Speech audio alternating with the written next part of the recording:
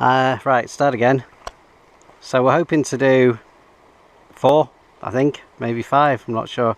First one, we think is that one there, and that's Eagle Crag.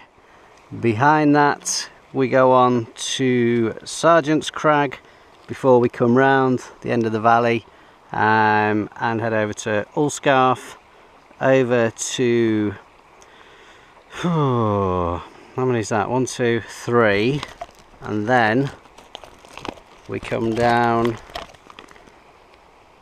do Great Crag, over to Grange Fell, back to Rosthwaite where we started. That's the idea. Let's see, but this is a real climb to get up this one as a starting point. Halfway mark on the way. If we do 5, we'll get to halfway. Yeah. Okay. Where's your shorts gone? I decided I looked like a spoon, so I rolled them back down. Right. Yeah.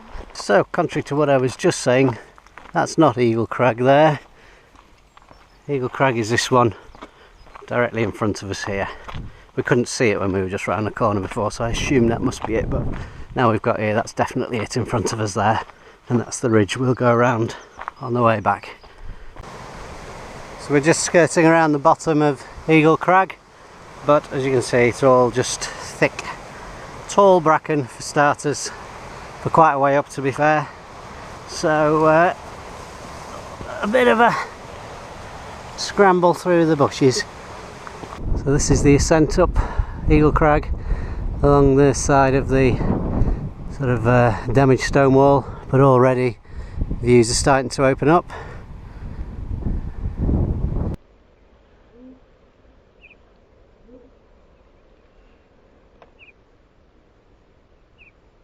So we started just over there, walked down, and then we've walked straight up the side here, and now we're just about to start the scramble up to Eagle Crag. Eagle Crag. It's been quite a climb, and it's once again rather hot, but views are beautiful, or the views are beautiful if you prefer. Just had a great little scramble up there, proper little climb, and now we just have these little paths zigzagging up the face. The terrace is they're described, so I think it's pretty accurate for them. I'm blowing. I know I am. Proper blowing. There's definitely a good scramble up this last bit.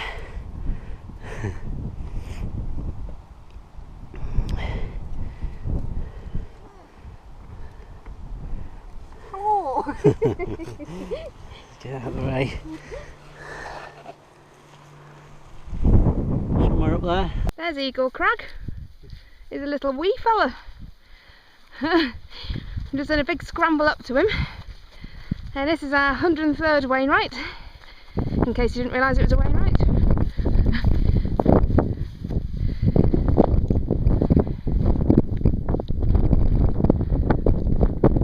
Excellent. What are you bowing down to it, are you? Well, there you go. I suppose I'd better go up and curtsy now. So that's Eagle Crag, just in the distance there, and we're just coming over this heathery, boggy bit before just climbing up to Sergeant's Crag there. Et voila. Well, I thought we'd done most of the climbing, but that was a little steep bit up here, but there we go. Sergeant's Crag. Down there. 527, I think it is, and stunning views again. Look at that, 360. Yeah, that's beautiful.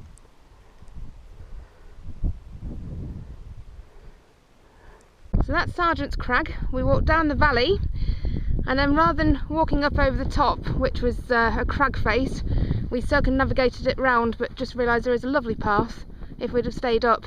So we've just done a bit of off-pisting yet again. Saved you half an hour. Well, you say save. Yes. We'll Saved see. you half an hour. So just on our way up to Ullscarf. So there's Ullscarf. 726, Rick? Yeah. 726. Third Wainwright of the day, and 105th altogether. So we're edging closer to the the magic halfway figure. You enjoying yourself?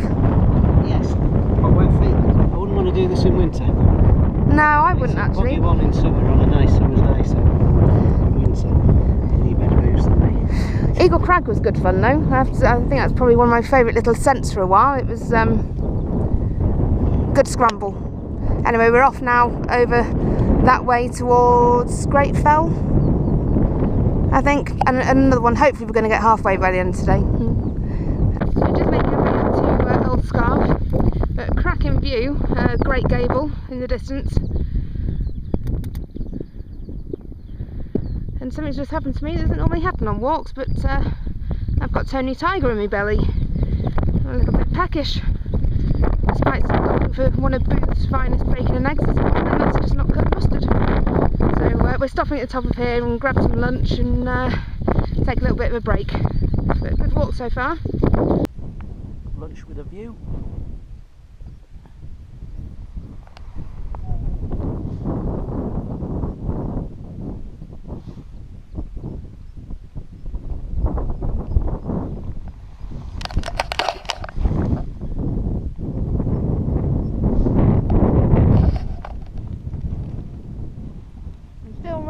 In July. I'm still wearing a hat in July. So coming down off Ullscarf is a real pain. There's no paths, it's just bog, heather, more bog, and very wet and hard work, real drain on your legs. But we've just got here now. This is Tarn in front of us, and we're going to Great Crag, which is just above it, which will be our 5th for the day, is it? Fourth for the day, and then I think we carry on over, and the 5th one's over in the distance over there. So it looks like that should have been a nice easy descent down and through the bracken towards the tarn, but that is actually a stream, so that was a bit damp. Oh, it's heather not bracken. I have potato, he has potato. Similar stuff, scratchy, but anyway, that was a bit damp. But I think we're back on the path now, so we're going to scoot up the path and go up to Great Crag and get 106 Wainwrights, so getting excited now. Tarn, it's beautiful.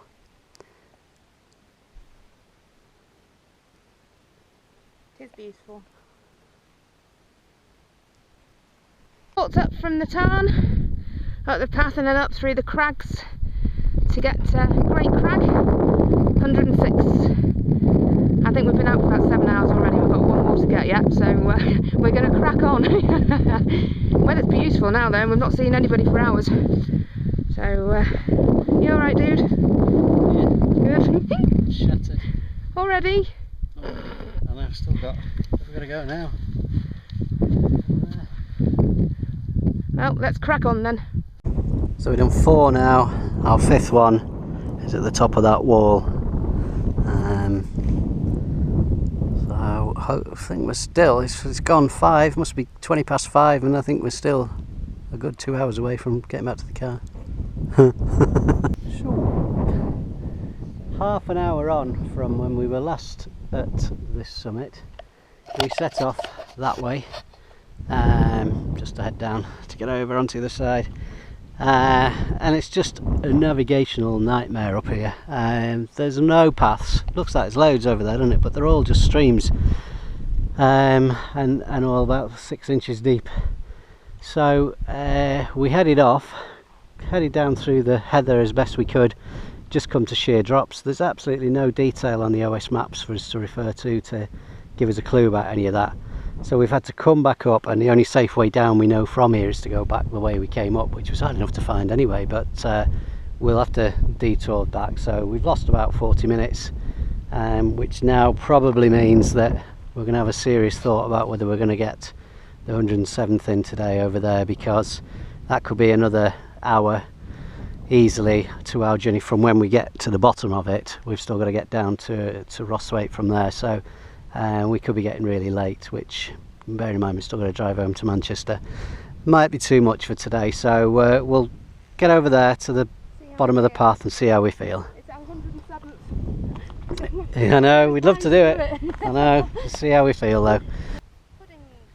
So we're now at Puddingstope Bank, which is the path from Rosthwaite, which is down there, to Wattenblath, which is over there. These are those trees, and we have decided to go for it. What time is it? 6 o'clock. So it's probably going to take us an hour to get up there and back, and half an hour we think to get down to Rosthwaite. It's about a mile back to Rosthwaite from here. But yeah, lovely evening. The paragliders are out above us, so we're going to go for it. We're not going to get back home until 11-12 o'clock probably, but we can't not do it. No one needs to put all cat protection or anything. We're fine. You're happy you've got your cat sorted, right? Okay, we'll see if we can get up there then in half an hour or so. And here we are on top of Grange Fell, having just walked all the ridges over there and around the corner that you can't see, and there is 50% of the Wainwrights done. 107 Grange Fell. Wasn't chosen for any particular reason, it was just the way that it worked out today, but God, we've worked for it today. We've been out for 8 hours. So we'll have a quick little woohoo up here, and then we'll be heading down for a pint and Stonethwaite. Yeah. Halfway down now. Well.